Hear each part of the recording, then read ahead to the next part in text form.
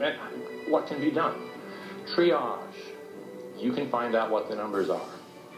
For our students, 250,000 students, real numbers. It's called anonymous polling.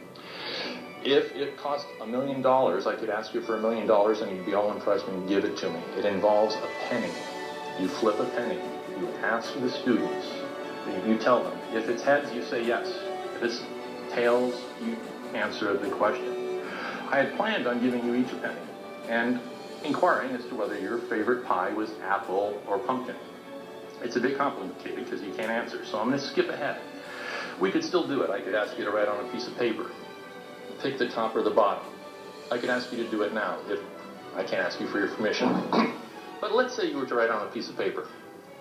I'd say, okay, pick one. You pick the top or the bottom. I'd say, okay, call the top heads, bottoms, tails. Have you, now, if it were children, I can phrase this much more carefully. 3 minutes, it's the end of the day.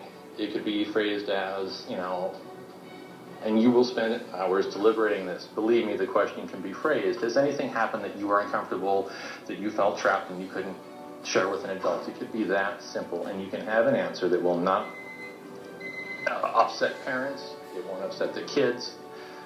If I ask, excuse me for pointing, but one of you, whether your favorite pie is apple or whatever, you won't tell me.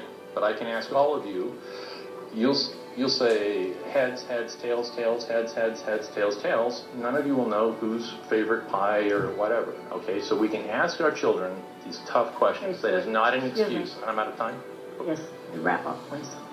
To wrap up, please consider, and perhaps we should have a discussion. We could have a meeting, board meetings, talk with you people, whatever is necessary. One thing I was very encouraged, you are all so motivated, and we're all talking about money. Please don't think about any of these things. It's not an issue of money.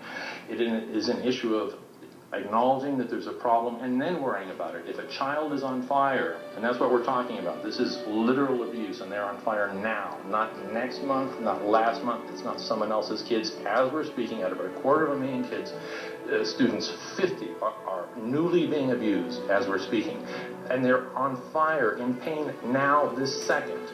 So it is not a matter of whose head is